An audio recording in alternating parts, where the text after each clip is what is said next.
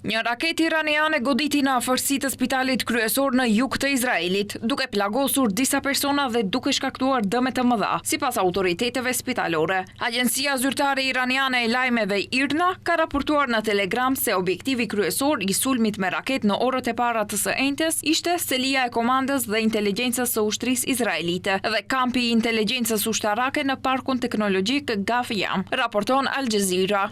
Agjencia pretendoi se spitali pësoi vetëm dëme të vogla si pasojë e valës goditëse të shpërthimit. Infrastruktura ushtarake ishte një objektiv i saktë dhe i drejtpërdrejtë, thuhet në deklarat. Kryeministri izraelit Benjamin Netanyahu e dënoi sulmin dhe duke deklaruar: "Tiranët në Teheran do ta paguajnë çmimin e plotë" dhe ka urdhëruar ushtrinë izraelite të shtojë sulmet ndaj Iranit. Ndërkaq, ministri izraelit i mbrojtjes Yisrael Katz ka kërcënuar se do të eliminojë udhëheqësin iranian Ali Khamenei. Nga ana tjetër, mediat ndërkombëtare po raportojnë duke u thirrur në burime jo zyrtare se SBA po përgatitet për mundësinë e një sulmi ndaj Iranit. Izraeli goditi objektin bërthamor në Natanz duke shkatëruar pjesën mbi tokë dhe duke dëmtuar edhe kapacitetin nëntoksor për pasurimin e uraniumit. Gjithashtu, Izraeli sulmoi edhe bazën në Fordo, sipas agjencisë ndërkombëtare për energjinë atomike. Nuk ka dëme në Fordo apo në reaktorin tjetër në ndërtim në Khondab. Këtë javë janë shtuar spekulimet nëse SBA do të japë Izraelit armat e nevojshme për të goditur brenda objektit në Fordo, i cili ndodhet thellë nën tokë dhe është shumë më i vështirë për t'u aksesuar se sa Natanz. Fordo ndodhet rreth 30 kilometra në verilindje të qytetit të Qomit, në veriperëndim të Iranit dhe thuhet se është qindra metra brenda një mali. Irani e zbuloi konvertimin e tij në një objekt bërthamor në një letër drejtuar Agjencisë Ndërkombëtare për Energjinë Atomike. Organi ndërkombëtar mbikëqyrës i armëve bërthamore, më 21 shtator 2009, pasi mësoi se shërbimet e inteligjencës perëndimore tashmë kishin dieni për të.